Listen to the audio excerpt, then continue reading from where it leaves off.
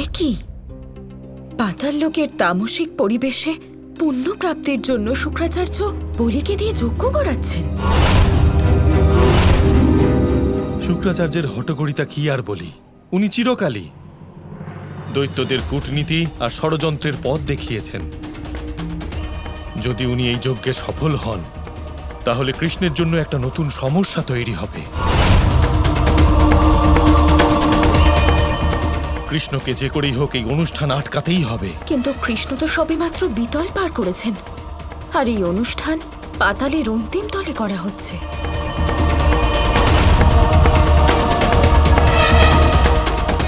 এত বাধার মধ্যে কৃষ্ণ এই অনুষ্ঠান কি করে আটকাবেন? এটা তো আমিও জানি না গৌরী, কিন্তু শুধু এটুকু জানি যে শ্রীকৃষ্ণকে অন্তিম তলে তাড়াতাড়ি পৌঁছাতে হবে।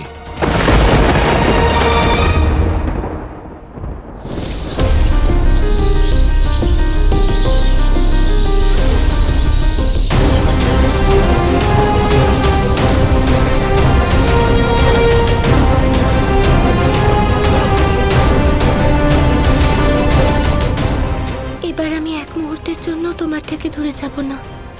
আমি তোমার সাথে আছি, আমার প্রেমই তোমার অস্ত্র।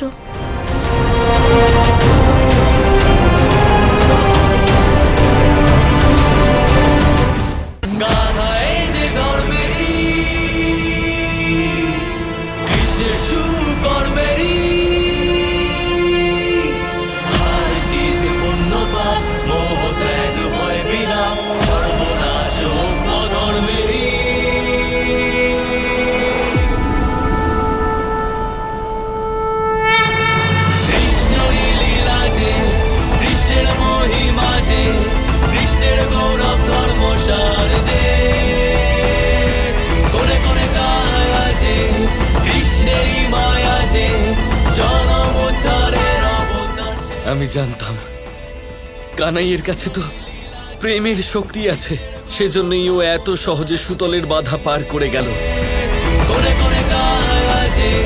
কৃষ্ণেরই মায়া যে জনম উদ্ধারের অবতার সে, কৃষ্ণই লীলা যে, কৃষ্ণের মহিমা যে, কৃষ্ণের গৌরব ধর্মসার যে, কোনে কোনে কায়া যে, কৃষ্ণেরই মায়া যে জনম উদ্ধারের অবতার সে, কৃষ্ণেরই লীলা যে, কৃষ্ণের মহিমা যে, কৃষ্ণের গৌরব ধর্মসার যে, কোনে কোনে কায়া যে, কৃষ্ণেরই মায়া যে জনম উদ্ধারের অবতার সে, কৃষ্ণেরই লীলা যে, কৃষ্ণের মহিমা যে, কৃষ্ণের গৌরব ধর্মসার যে, কোনে কোনে কায়া যে, কৃষ্ণেরই মায়া যে জনম উদ্ধারের অবতার সে। এই কেমন মায়া! তলাতলে বনস্পতি গজিয়ে উঠল আর সব অসুররা জালে ফেসে গেল।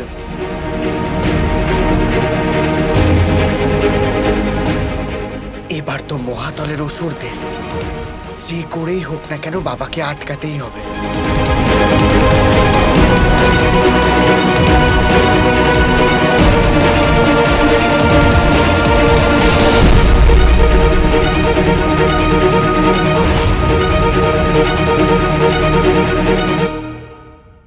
তক্ষক, তোমায় বাবাকে আটকাতেই হবে। নিজের পূর্ণ শক্তি প্রয়োগ করো ওনাকে আটকাতে।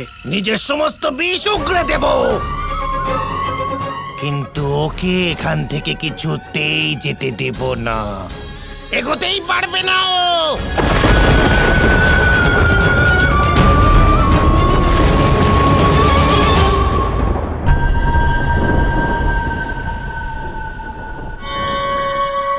আয় বংশী বাদক আয়।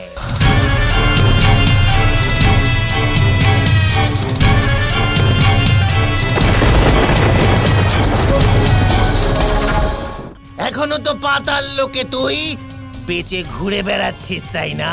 কিন্তু এবার আমার বিষ আর প্রতিশোধ তোকে বেঁচে থাকতে দেবে না। তক্ষক তক্ষক তক্ষক, কি আর বলি আমি তোমাকে। এখনো পর্যন্ত অসুরলোকে যার যার সাথে আমার দেখা হয়েছে তারা আমার সত্যের সাথে অপরিচিত ছিল, কিন্তু তোমাকে তো কিছু বলার মতো আমার বাকিই নেই। আর রইল কথা প্রেমের, তাহলে তোমার জন্য প্রেমও নেই আমার কাছে, শয়তান তক্ষক। আমি ওই নাগেদের মতো তোর জন্য পাতাল লোকের সাথে বিশ্বাসঘাতকতা করব না। আর তুই কেন ভুলে যাচ্ছিস? প্রতিশোধ তো নেবার আছে তোর থেকে। তুই তো আমাকে এখানে পাঠিয়েছিলি পাতাল লোকে কালিয়া, অশ্রুসেন আর আগাসুরের সাথে।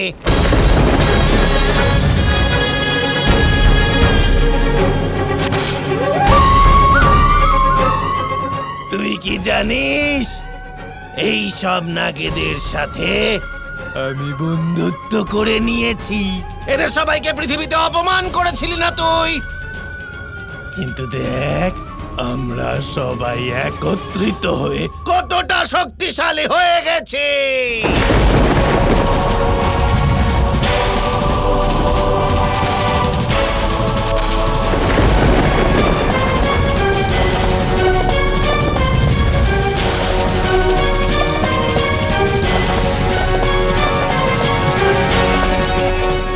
তক্ষকের কথা মতো সব নাগগণ বাবাকে ঘিরে ফেলেছে। এবার তো মনে হচ্ছে পাতাল লোকে বাবার পরাজয় এরাই সুনিশ্চিত করবে।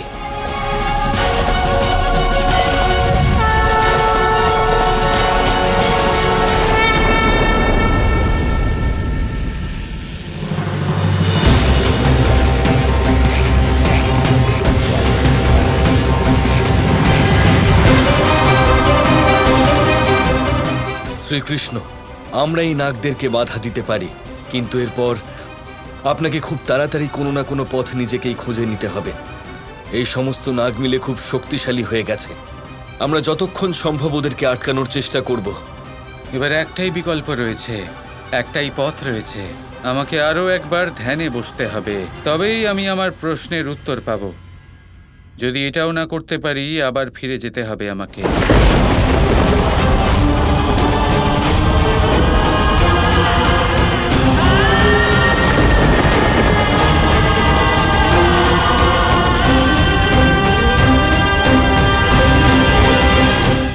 ঘূর্ণিঝড়। যখন এই ঘূর্ণিঝড় আসে তখন প্রচণ্ড বেগে হাওয়া বয়ে চলে। সেই সময় এমন কিছু বৃক্ষ আছে যা কঠিন হয়ে দৃঢ় হয়ে দাঁড়িয়ে থাকে। সেই গাছ যা 10 বছর ধরে বা সহস্র বছর ধরে দাঁড়িয়ে থাকে, তাদেরকে আপনি খুব সহজে নাড়াতে পারবেন না।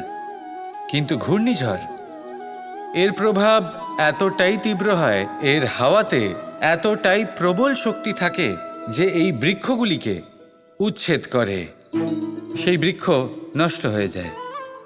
এবার এমন কিছু বৃক্ষ থাকে যাদের কাণ্ড নমনীয় হয়, খুবই নরম হয়। সেই জন্য যখন জোরে বাতাস বয়, কোনো ঘূর্ণিঝড় আসে, তখন এই বৃক্ষগুলি ঝুঁকে যায়। আর যখন এই ঘূর্ণিঝড় চলে যায়, শান্ত হয়ে যায়, তখন ওরা আবার দাঁড়িয়ে পড়ে। এবার এটাকে আপনি কি বলবেন? কি বুঝবেন আপনি?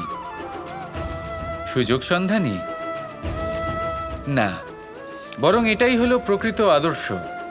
যখন আপনার সামনে এমন কেউ থাকেন যিনি আপনার থেকে অনেক শক্তিশালী, তখন তাকে সম্মান করা আপনাকে শিখতেই হবে। তাই মনে রাখবেন, এই সংসারে যখনই দুই শক্তির একে অপরের সাথে সংঘর্ষ হয়, শুধুই বিনাশ হয়। কিন্তু যখন শক্তির সাথে আসক্তি মিলিত হয়, সেখানে সুরক্ষা থাকে, সেখানেই কিছু নির্মাণ হয়। তাই আসুন আর আমার সাথে ভালোবেসে বলুন, রাধা রাধা।